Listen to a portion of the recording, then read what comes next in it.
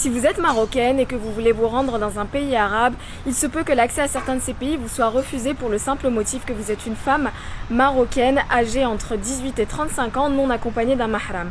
C'est ce qui s'était passé en 2019 avec Mounia Smlali qui est une cadre de l'ONG Oxfam et qui devait aller en Jordanie pour le travail. Cette affaire avait provoqué un tollé et les autorités jordaniennes avaient réagi et annulé cette supposée règle. Sauf qu'il y a quelques semaines, une autre affaire de ce type a refait surface avec Camélia Ryan qui elle aussi devait aller en Jordanie et elle a accepté de raconter son histoire. J'avais préalablement contacté l'ambassade qui m'a dit que les Marocains peuvent obtenir leur visa directement à l'arrivée et qu'il n'y a pas de visa au préalable.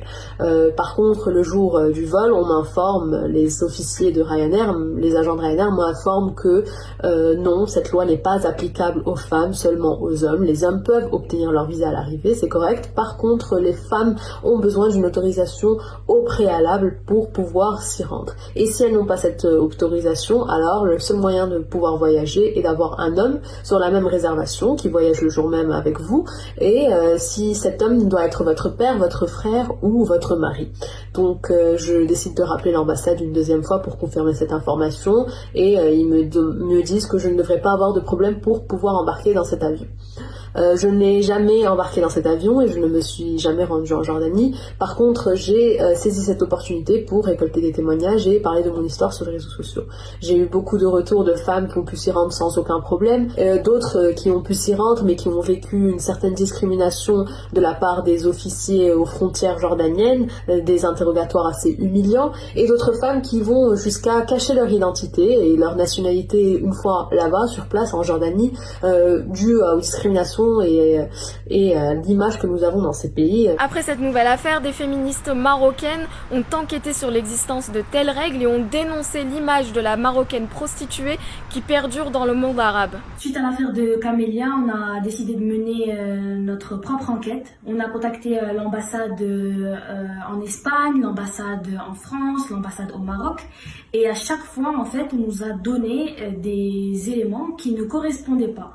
Donc, on s'est rendu compte, en fait, auprès des ambassades et même des autorités consulaires, qu'on ne voulait pas nous donner une information claire, précise, explicite, et surtout qu'on a eu un mal fou à trouver la loi discriminatoire, la règle qui atteste que les Marocaines doivent avoir un mahram. Mais Ryanair, et heureusement puisque ça nous a apporté une preuve, Ryanair a envoyé à Camélia suite à des échanges par mail un code qui s'appelle le code de l'IATA. C'est une association qui travaille avec différentes autorités migratoires de différents pays. Et dans ce code, il est écrit que les Marocains peuvent se rendre en Jordanie et obtenir un visa à l'arrivée, sauf les Marocaines célibataires de 17 à 35 ans, sauf si elles sont les filles de haut gradé, si elles font partie d'une délégation officielle ou si elles sont accompagnées d'un père, d'un frère ou d'un époux.